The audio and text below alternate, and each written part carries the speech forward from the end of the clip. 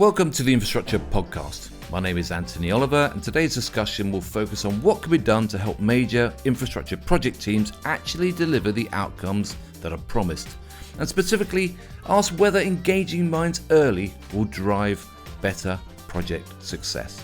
As any casual observer of infrastructure will be aware, the track record of major project delivery is not good. In fact, a new book by Oxford University professor Bent Flyvbjerg highlights that globally, from his list of 16,000 projects in 136 countries over the last 30 years, just 8.5% met cost and schedule targets, while just 0.5% satisfied all the benefit goals. And okay, I haven't audited his numbers, but they are, on the face of it, a pretty shocking set of findings. So what is going wrong? Professor Flyvbjerg highlights many reasons, but primarily his conclusion, and one that's shared by many others in the industry, or given the number of industry papers and reports on the subject, is poor project initiation or failure in the commissioning stage, as the wrong people are left to make the wrong decisions at the wrong moment. So, is that true? And if so, how can we change it? Well, to find out, it's my pleasure to welcome Simon Kirby, Managing Partner at well-known and respected troubleshooting project delivery consultancy, the Nichols Group, and someone who has several decades of experience wrestling with the challenge of delivering major projects and programs. Simon, welcome to the Infrastructure Podcast. Anthony, pleasure to be here. Just one point of clarification. I'm not sure about the several decades, but I could probably squeeze in 3.5. But I may look like several decades, but I'm sure it's only about 3.5. You're looking younger as always. Simon, let's get stuck into it. I'd say, well, I was going to say you've been around the block. Okay, you have been around for several decades. Chief executive at HS2 for 3 years, 11 years at Network Rail, running their major projects delivery. Before that, and most recently at Chief Operating Officer at Rolls-Royce, where you restructured the group to drive more efficiency in their project delivery. So, how do you see the infrastructure project delivery problem? Well, is there a problem? Well, there must be. I think your assertion's right. We've been delivering infrastructure programs for decades and decades. They are hugely sensitive, generally publicly funded, the ones I've been involved with.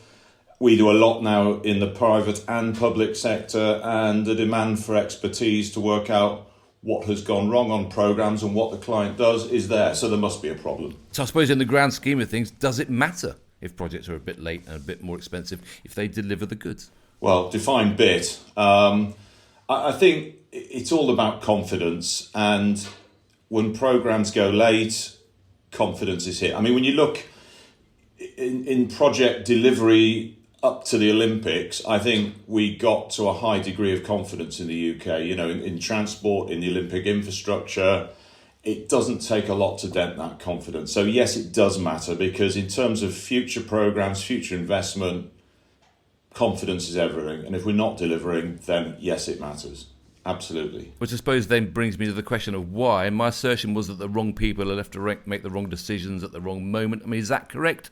And if so, why does that happen? Well, clearly there's no one single answer. The title of this is about engaging minds early, and that's got to be right. But it's all about getting the right people at the right time engaged in programs. And people in the programs, stakeholders, people coming up with the requirements, politicians, the public, whatever that is.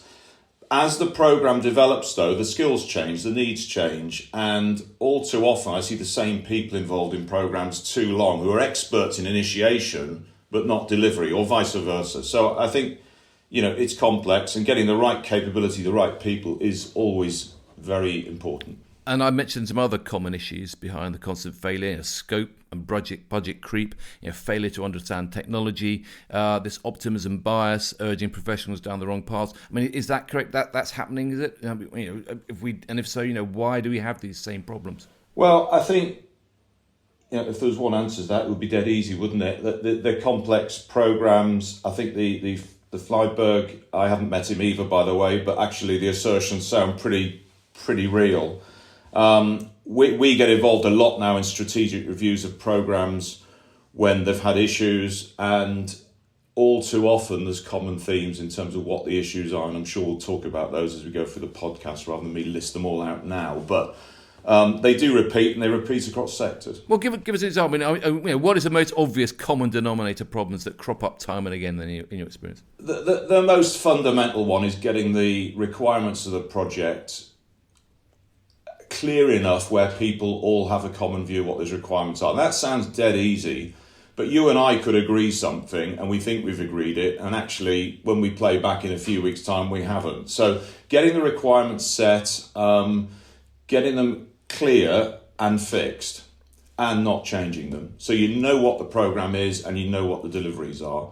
I've been involved in international programmes where we would spend a programme meeting, the first half of it, trying to agree what we'd already agreed in the previous meeting, because we all left thinking we'd agreed, and a month later we realised we hadn't quite agreed. So quite seriously, getting that and spending time on that, not thinking we have to go to contract, we have to do whatever on a date, really spending time and getting those requirements locked is definitely something we see all too often people not doing. Okay.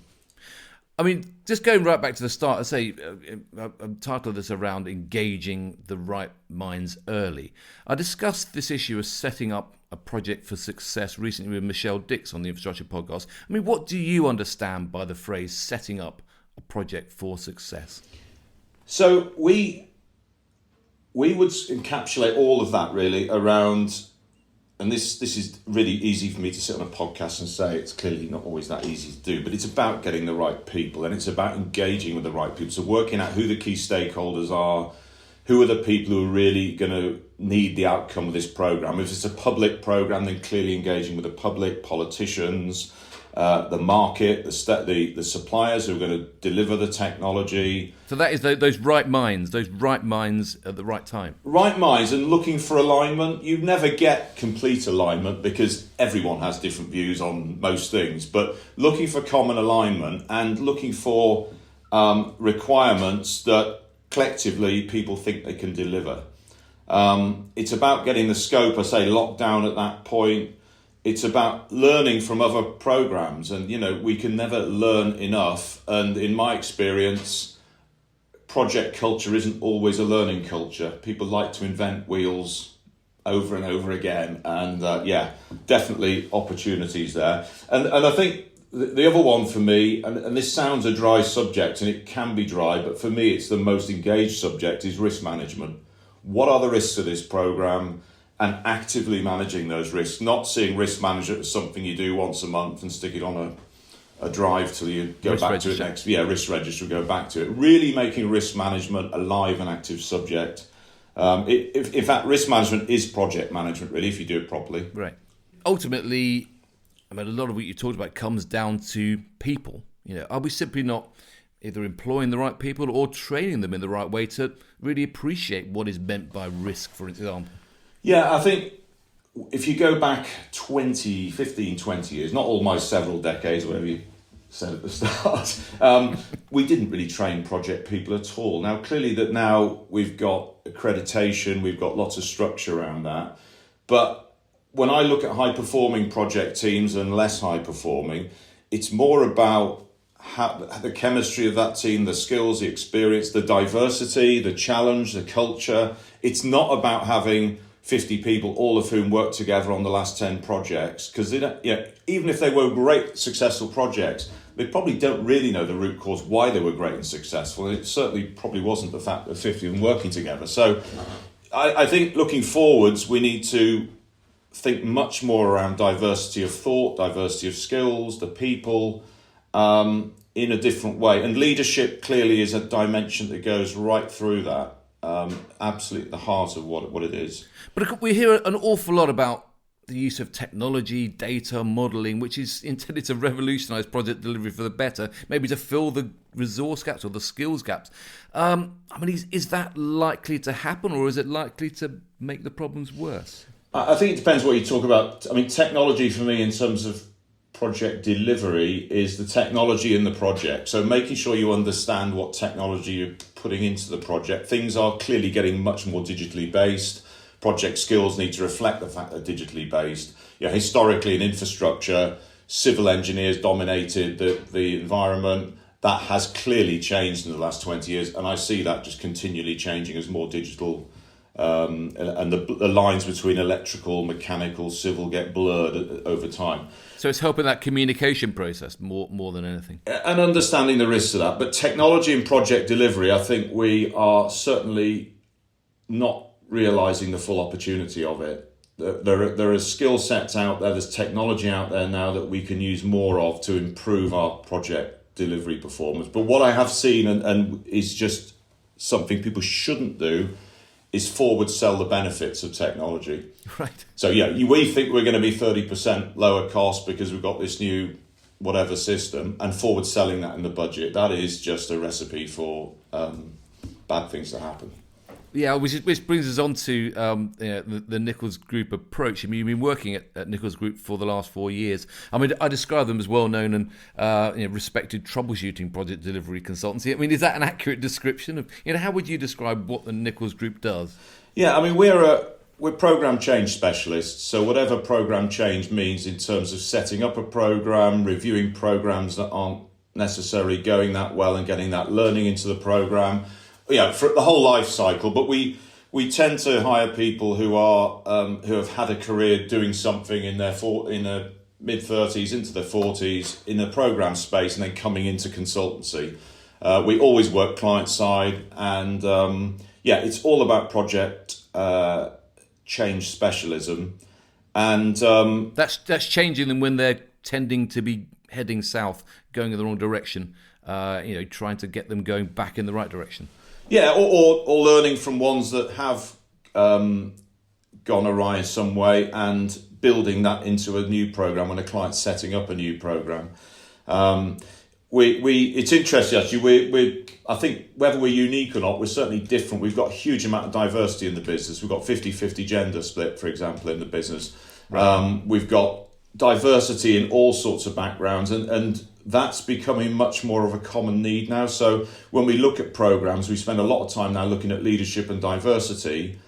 And again, it wasn't that long ago, you'd be looking much more at technology and risk and other things. So you're looking much broader. All comes down to people. Yeah. And of course, it was formed 40 years ago by the late Mike Nichols, a man who was synonymous with major project delivery excellence and a philosophy and ethos to be, I think he describes as absolutely determined from the outset to achieve wholly successful projects every time. Very high standards. I mean, how did he achieve that? And I suppose, and how does that thinking pervade the business today?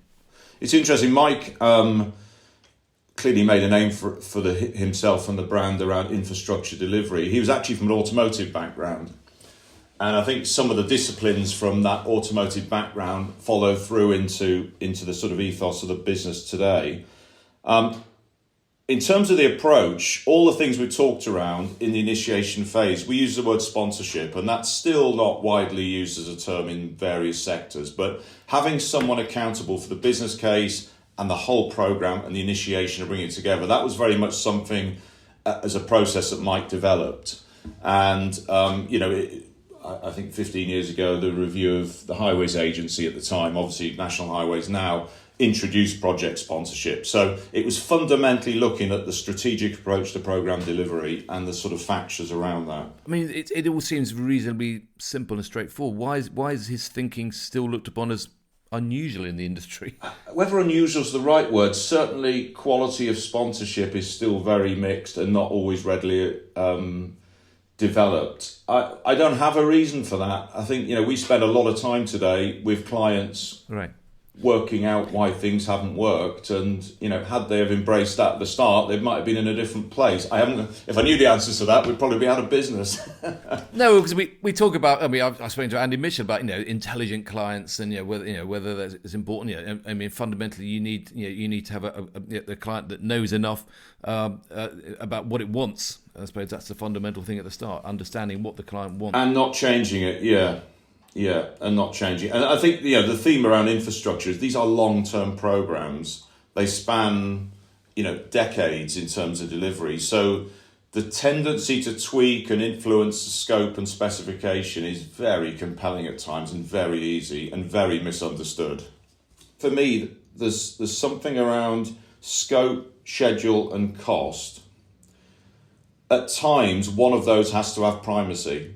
You can't balance them all the time. So if you've got an issue with the schedule and you've really got to hold the schedule, there's a cost or scope implication. You can't kid yourself. You can get all the scope, the cost will still be okay, but let's keep driving the schedule, or whatever configuration of the three you come up with. And having a process and a leadership team capable of actually doing that is at times something, again, I just don't see. And I suppose capable of doing it, but also capable of explaining that and selling that to the client as the right way forward. I said earlier you built a career around major project delivery. Started at British Rail, but then in defence with VSEL and GC Marconi, then BAE Systems, before moving to Network Rail and then major projects. I mean, do you have a favourite period of your career? Oh, that's a good question. I suppose two spring to mind. So the British Rail bit, I was an apprentice, and I'm very proud of the fact I did an apprenticeship, then I did a degree and things later. But the learning of being an apprentice in a factory environment is kind of a life skill. Just learn, you meet people that you probably wouldn't normally meet, you engage in different things. And now, when I'm looking now at the rail sector, I have personally stripped down bogies, I've put trains together, I've worked on a wheel lathe, all that sort of stuff that sounds really dull and dry, but actually they're skills for life. So I think, and I was young and we had fun and everything else, so that was definitely one. I think, I've loved my career and I still love doing what I do. I'm passionate about programme delivery and initiation, but I think probably coming up to the Olympics, finishing things like King's Cross Station, Blackfriars, the opening of that, when you're finishing something like that, fantastic. And that whole period was great. Having said that, a ship launch is a pretty amazing experience when you've had a team working on a ship for 4 or 5 years, and in a moment it's in the water and it's always good if they float as well, I imagine. It always helps, yeah. It certainly makes the day a better day if it does. Unfortunately, they all did. But my point is, it's a team effort over many, many years. And in that moment, wow, you see the product. Yeah. Well, as long as I've known you, Simon, you've always been immersed in what seemed to me as pretty high-pressure working environments. And you're passionate about delivering those outcomes. I mean, is that true? Have they been high pressure? And if so, what attracts you to those positions? I don't know, being high. I mean, I suppose some would judge their high pressure. It doesn't always feel like that. Of course, there's always times where anyone's under pressure in a job like. But what attracts me to those positions is simple, really. It's about the product. It's about creating something for people, creating something that has a legacy, has a purpose, and just the buzz of creating a team that delivers things like that. It just gives me a personal satisfaction that I love, and I guess that's why I do it.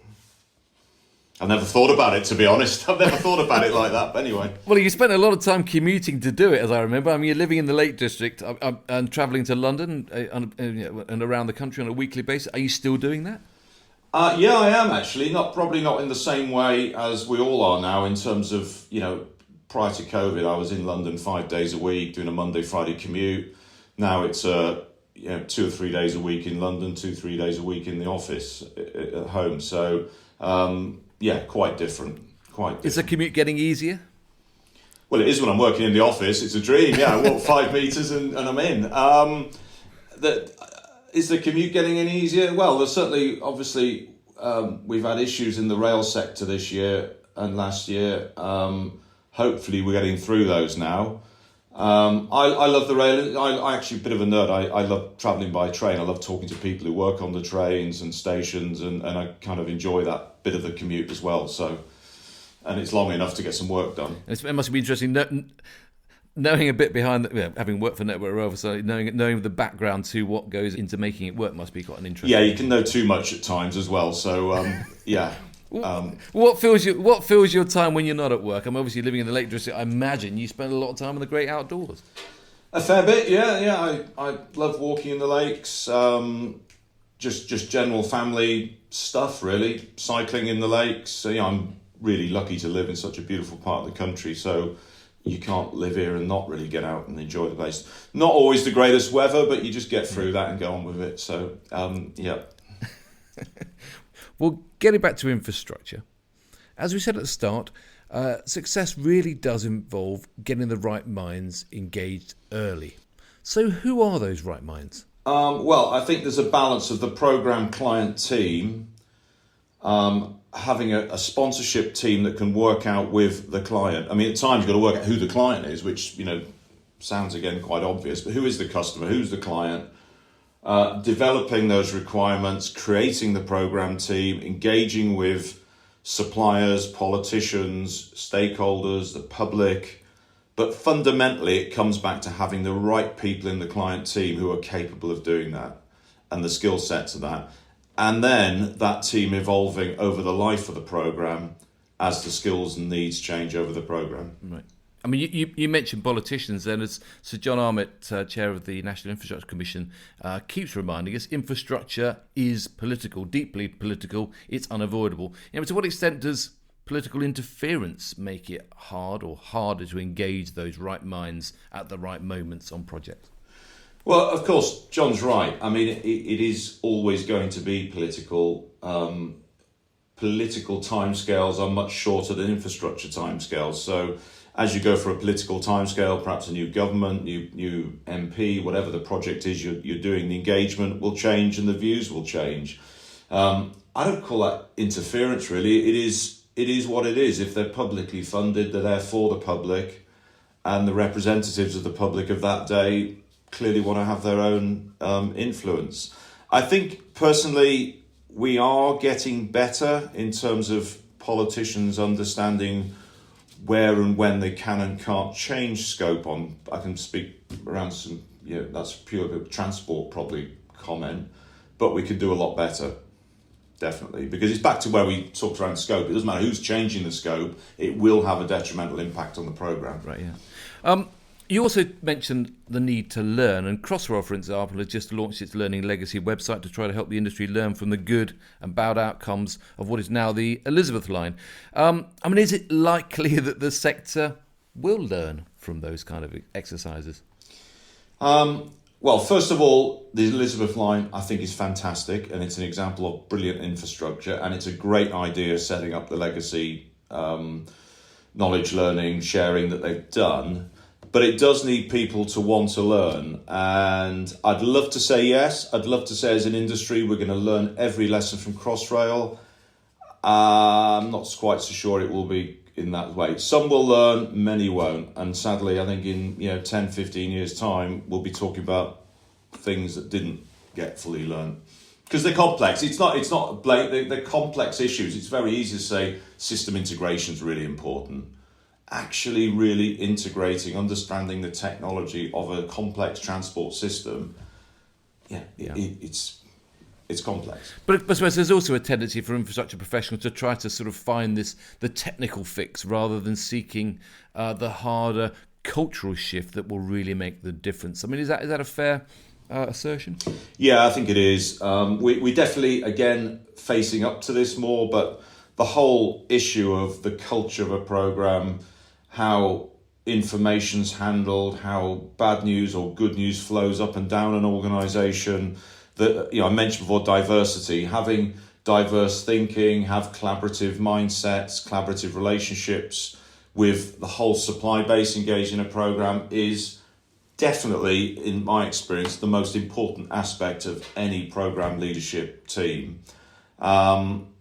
But it is very easy just to focus on the technology. I mean, the other point, I guess, on that is programs are all about outcomes. Building a railway is all about creating economic growth. It's creating an asset for, look at King's Cross now and walk around the back of King's Cross between the St Pancras and King's. Look at the development and investment in that area.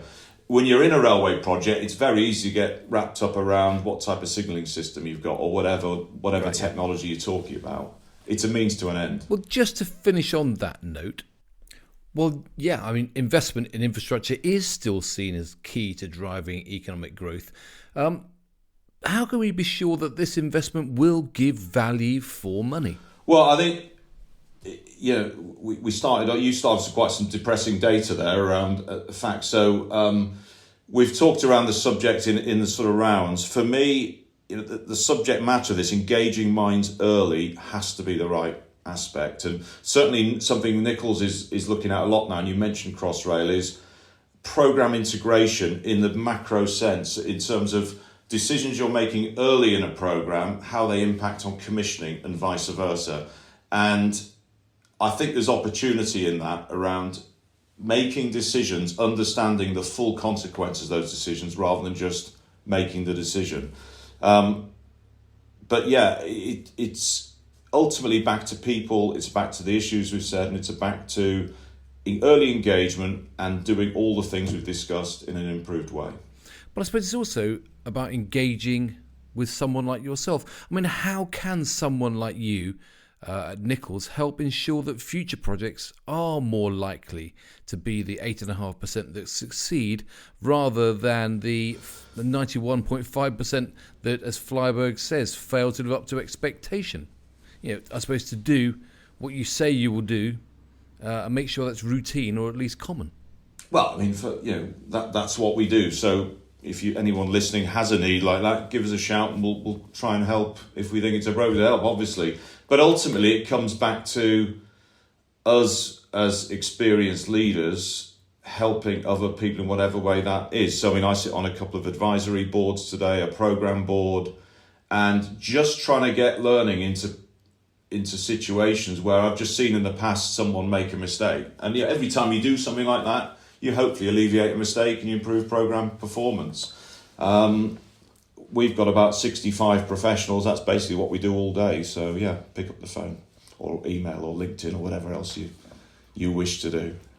That was a really cheesy plug to end on, Anthony. Apologies. No, not at all. No, I think it's a really, really interesting subject and a really, really tricky issue for the industry to deal with. But I think the reality is that the numbers I quoted there demonstrate that it's an issue that really has to be solved. So, Simon, thanks so much for joining me today on the Infrastructure Podcast, and thanks for hopefully giving us some clues as to what we can do better in the future. Absolute pleasure. Thanks very much. Thanks, Simon.